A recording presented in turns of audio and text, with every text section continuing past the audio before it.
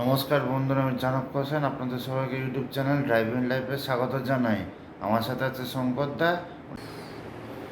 নমস্কার বন্ধুরা, আমি চাণক্য হোসেন। আজকে আমি গাড়ি চালানো খুঁটিনাটি সম্বন্ধে জানাবো।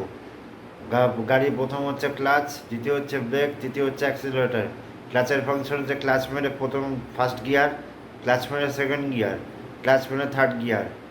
এটা হচ্ছে ক্লাচের ফাংশন। ব্রেকের ফাংশন হচ্ছে একটা হচ্ছে ক্লাচ ব্রেক আর একটা হচ্ছে শুধু ব্রেক। ক্লাচ ব্রেক মারলে গাড়ি একদম স্মুথ দাঁড়াবে, আর যদি শুধু ব্রেক মারো গাড়ি একদম ঝটকা খেয়ে দাঁড়াবে, মুখ থুবড়ে অ্যাক্সিডেন্টও হয়ে যেতে পারে, রক্ত বেরিয়ে যেতে পারে, দাঁতও ভেঙে যেতে পারে। আর তৃতীয় হচ্ছে অ্যাক্সিলারেটার।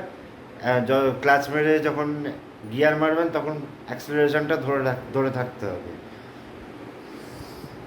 আমি এয়ারপোর্টে আছি, আমার নাম চাণক্য সেন। আমার সাথে সম্পদা কিছু বলো। হ্যালো।